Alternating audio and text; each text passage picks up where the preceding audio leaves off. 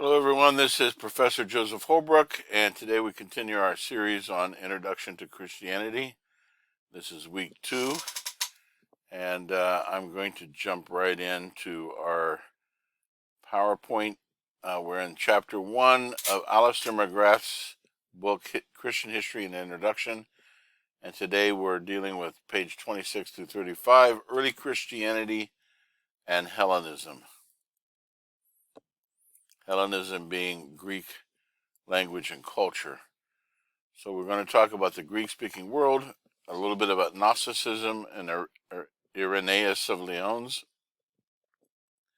Platonism with Clement of Alexandria and Origen, Christianity in Alexandria and Antioch, and monasticism, a reaction against the cities, and finally the cult of Thecla, women in the churches. And so Alexander the Great, of course, is the dominating figure who ushers in the Hellenistic culture through his conquests of Persia and India and Egypt. He extended the use of the knowledge of the Greek language and Greek culture over a great part of the world. He was a student of Aristotle. He was proclaimed king of Macedon by age 20 after the assassination of his father Philip, and he launched a military campaign against the Persian Empire, and this was the beginning of what's called Hellenism. The Hellenistic world is generally used to refer to a new political and cultural order which resulted from Alexander's conquests in Egypt and the Levant. The Jewish culture now found itself having to engage with Greek ideas and cultural norms. As Christianity began to take root in this area, it found itself engaging with the ideas and norms of Hellenism, which bore little relation to the Palestinian context from which it had emerged. And here is a picture, a map of the Levant. The Levant basically included Syria, Palestine, Judea, and Jordan, and a little bit of well, not Egypt, I guess, and the Gaza Strip. The Septuagint was a translation of the Old Testament scriptures into Greek. The process began 3 centuries before Christ, and it led to a Greek translation known as a Septuagint, which comes from the Greek word for 70, because the tradition held that it was translated by 70 scholars. It was completed in the 1st century before Christ and was widely used by Christian writers and can be seen in use at several points in the New Testament. The impact of Hellenization on the Jewish thought is best seen from the writings of Philo, a Jewish writer based in Alexandria in the early years of the 1st century. Philo attempted to synthesize Jewish religious and Greek philosophical thought using allegorical interpretations of the Old Testament and an appeal to the Platonic notion of the Logos. Philo's doctrine of creation strongly resembles that set out by Plato in his dialogue with Timaeus. However, Philo refused to accept Greek ideas which he felt were incompatible with Judaism, such as the Aristotelian doctrine of eternity and the indestructibility of the world. Philo's method of biblical interpretation is essentially allegorical, appealing to deeper meanings beneath the literal and historical senses of a passage. Philo considered allegorical ways of interpreting the book of Genesis to be an appropriate way of bridging the gap between divine revelation and the Platonic philosophy, which is primarily concerned with abstract ideas. Rather than concentrating on the historical or literal sense of a passage, Philo argues that there's a deeper meaning concealed within the imagery of the text, which the skilled exegete can identify and explore. This kind of approach to biblical interpretation was developed further within Christianity by Alexandrian Christian writers such as Clement of Alexandria and Origen. Clement lived in mostly the 1st the 2nd century, and Origen began in the 2nd century and lived into the 3rd. As Christianity expanded, it was inevitable that it would be influenced by the ideas and methods of the Hellenistic philosophy. Christian writers and thinkers could not engage with the culture around them without using at least some aspects of its language and concepts. This observation raises one of the most important questions about the development of early theology. Did Christian writers absorb more Hellenistic thought than they realized through interacting with their culture? That's the question. Historian Adolf von Harnack, a predominant historian straddling the 19th and 20th centuries, argued that the expansion of Christianity from its original Jewish context to the great Greek-speaking cities of Egypt and Asia led to the progressive Hellenization of Christianity. This change, Harnack argued, was most obvious in the development of metaphysical theological views about God and Christ, such as the doctrine of the Trinity, or the doctrine of the two natures of Christ.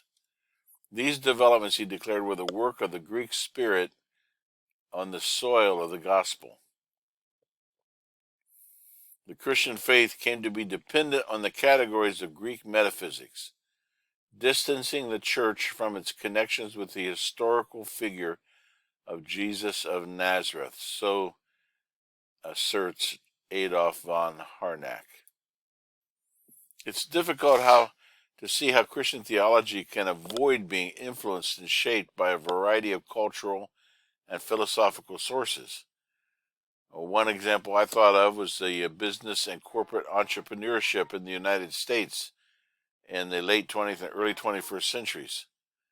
This has greatly influenced the way that Protestant, particularly non-denominational megachurches function, with the lead pastor acting in the role of CEO.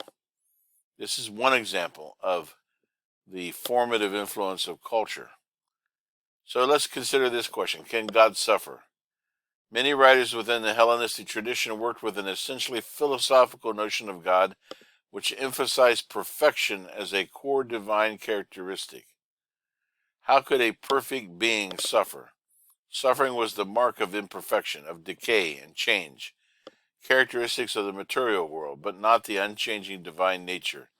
This goes back to Aristotle's concept of the prime mover as a essentially static, unchanging, eternal being, which was also tended to be the deity of,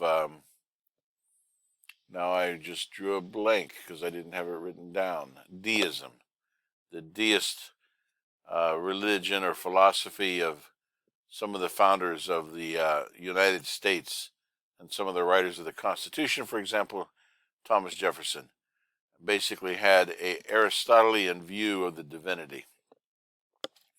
Yet the Hellenistic world was shaped by intellectual and cultural movements other than classical Greek philosophy as well. So one of the movements that came to gain considerable influence in parts of Egypt and Asia was called Gnosticism.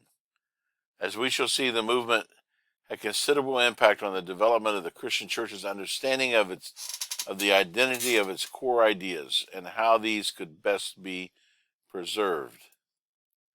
Gnosticism gathers together a number of different unrelated groups and presents them as if they were represented by a single religious belief system.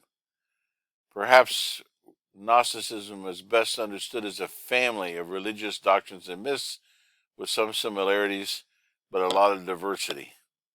The cosmos, they had three shared beliefs. The cosmos is the result of the activity of an evil or ignorant creator, often referred to as the Demiurge, which comes from the Greek, craftsman or artisan. Humanity is trapped in this physical realm. Salvation is a process in which believers receive the knowledge, which in Greek is gnosis, of their divine origin, allowing them to break free from their imprisonment on earth. And in Gnosticism, the material world is evil. the physical body is evil. Obviously, this goes directly against the doctrine of the Incarnation. The idea of an inferior god, or the Demiurge, is found in classical Greek philosophy and plays a significant role in Plato's dialogue with Timaeus. Gnosticism held that this Demiurge created the physical world without knowledge of the true God, falsely believing that he was the only God. Since the Demiurge acted in ignorance of the true God, his creation had to be considered imperfect or even evil. Most forms of Gnosticism believed that there was a radical gulf between the visible world of experience and the spiritual world of the true God. So a core belief for many Gnostic thinkers was that the human body was a prison for the spirit, which was actively seeking its liberation. The Greek slogan, soma sema, the body is a tomb, was often used by writers to express the idea of this spiritual bondage. Most Gnostic teachers held that while the human body was created by the Demiurge, it nevertheless contains a divine spirit that could establish a connection with the highest God. Yet this divine spark can be awoken if and when a divine messenger awakes the individuals from their dream of forgetfulness, allowing humanity to reconnect. Valentinism was a form of Gnosticism associated with Valentinus, around 100 to 160 of the Common Era in the 2nd century. Christ was this Redeemer figure who awakened the divine spark within humanity, enabling it to find its way back to its true home. According to Valentinus, the 2nd century theologian Irenaeus, not according to, but responding to Valentinus, the 2nd century theologian Irenaeus of Lyons developed the idea of the economy of salvation. The economy of salvation. The entire work of salvation from creation to its final consummation was carried out by the one and the same God. The Creator God was no demiurge, and was the Redeemer, nor was the Redeemer some mere emissary from the heavenly realms. Irenaeus highlights the importance of the emerging doctrine of the Trinity as a means of articulating divine continuity throughout the history of the world, and as a safeguarding of the essential unity of Scripture. Matter is not intrinsically evil. It is God's good creation which has fallen, and therefore is susceptible to restoration and renewal. For Irenaeus, the doctrine of the Incarnation and the Christian use of the sacraments represent explicit denials of any Gnostic notion of an intrinsically evil matter. Did not God choose to become incarnate? Does not the Church use water, wine, and bread as symbols of divine grace and presence? Matter is something that God chose to use, not to reject. The Apostolic tradition. Yet underlying these differences of substance was a deeper concern about issues of method, and above all, this interpretation of Scripture. As he reflected on Valentinus' interpretation of the sacred texts, Irenaeus appears to have come to the conclusion that the Gnostics had hijacked the foundational documents of Christianity and interpreted its core terms according to their own taste. The outcome, in Irenaeus' view, was that Valentinus turned Christianity into Gnosticism. Irenaeus' response to this development was widely regarded as marking a landmark in early Christian thought. Heretics, he argued, interpreted the Bible according to their own prejudice. Orthodox believers, in contrast, interpreted the Bible in ways that their apostolic authors would have endorsed. Irenaeus declared that the apostles had handed down to the church not only the biblical texts themselves, but a certain way of reading and understanding those texts according to the apostolic tradition. According to Irenaeus, a continuous stream of Christian teaching, life, and interpretation could be traced from the time of the apostles to Irenaeus' own age. The church was able to point to those who had maintained the teaching of the church and to certain public standard creeds. Irenaeus saw tradition as a way of ensuring faithfulness to the original apostolic teaching, a safeguard against the Gnostic innovations and misrepresentations of biblical texts. The New Testament represents the teaching of the apostles, which is to be interpreted as the apostles themselves wished. The church, Irenaeus insisted, safeguarded both this text and its correct interpretation, passing both on to future generations.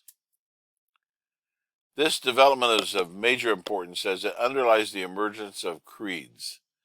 Creeds are public, authoritative statements of the basic points of the Christian faith. There was a need to have public standards by which such doctrines could be judged. Middle Platonism. Christianity expanded rapidly in the Hellenistic world. This does not appear to have been the result of a deliberate strategy on the part of Christian leaders. Christian leaders and communities tended to keep a low profile, aware that they were vulnerable on account of their lack of a legal status. One factor was the willingness of some Christian leaders to adopt the vocabulary and the concepts of the Christian faith to chime in with the ideas and issues of classical Greek philosophy, especially the forms of Platonism dominating the region at this time, often known as Middle Platonism. Writers such as Titus Flavius Clemens, who lived from 150 to 215 of the Common Era, who was better known as Clement of Alexandria. He was the head of one of Alexandria's catechetical schools during the 190s. Realized that the Hebraic ways of thought, characteristic of apostolic Christianity, did not make much sense to the Greeks. Clement proposed that Christianity should be reformulated using concepts borrowed from Platonism and other classic Greek philosophical schools, such as Stoicism, which enhanced their appeal to this important audience.